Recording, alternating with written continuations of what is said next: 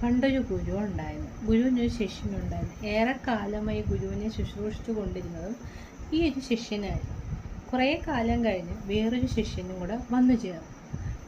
ഇവർ 3 പേരും കൂടെ ആ ആശ്രമത്തിൽ കഴിഞ്ഞു വരികയായിരുന്നു. ഒരു ദിവസം ഗുരു എവിടെയോ ദൂരെ യാത്ര കഴിഞ്ഞ് തിരിച്ചു വന്നിട്ട് ആദ്യത്തെ ശിഷ്യനെ വിളിച്ചിട്ട് പറഞ്ഞു, എൻ്റെ കാല് വേദനിക്കുന്നു, ഒന്ന് കാല് വന്ന് തടവി തരുമോ?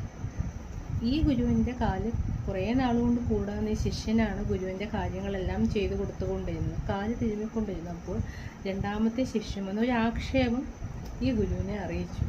എൻ്റെ കാല് എനിക്കും കൂടെ ഗുരുസേവ ചെയ്യാനുള്ള അവസരം, ആ കാലുകളെ തടവാനുള്ള ഒരു ഭാഗ്യം എനിക്കും കൂടെ തരുമോ എന്ന് ചോദിച്ചപ്പോൾ ആദ്യത്തെ ശിഷ്യൻ പെട്ടെന്ന് പറഞ്ഞു, അത് പാടില്ല, കാരണം പ്രവൃത്തി പരിചയമില്ലാത്ത ഒരാളെ കൊണ്ട് ഗുരുവിൻ്റെ കാല് തിരുമിക്കണ്ട എന്ന് പറഞ്ഞപ്പോൾ ഒരവസരം തരാതെ എങ്ങനെയാണ് പാദസേവ ചെയ്യാൻ, അല്ലെങ്കിൽ ഗുരുവിൻ്റെ കാലിന്ന് തിരുമാൻ എനിക്കും കൂടെ ഒരു അവസരം തരും.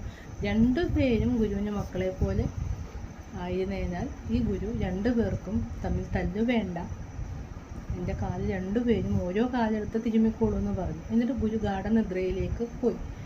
ആദ്യത്തെ ആൾക്ക് തൻ്റെ സ്ഥാനം പോകുമോ എന്നുള്ളൊരു ഭയമുണ്ടായിരുന്നു. രണ്ടാമത്തെ ആൾക്ക് തനിക്ക് നിലനിൽപ്പുണ്ടാകത്തില്ല എന്നൊരു ഭയവും ഉണ്ടായിരുന്നു. 2 പേർക്കും ഗുരുവിൻ്റെ സ്നേഹവും ഗുരുവിൻ്റെ അനുഗ്രഹവും വേണം, ഗുരുവിന് പ്രിയപ്പെട്ടവരായി വേണം.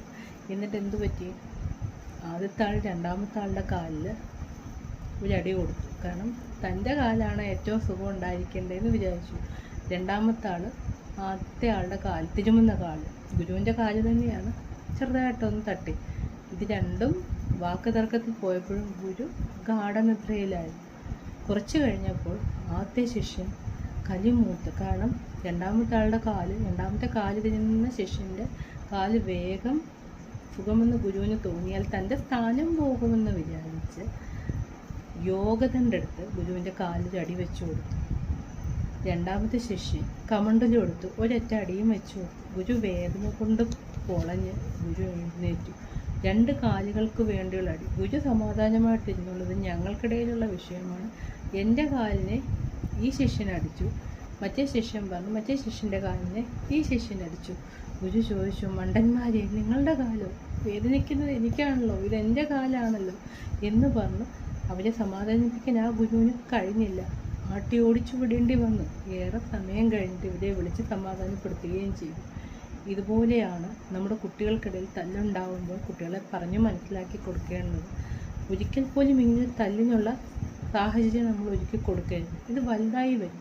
കാരണം നമ്മുടെ മക്കളോട് പറഞ്ഞു കൊടുക്കുക, അമ്മയ്ക്ക് ഒരു കുട്ടി ഉണ്ടായാലും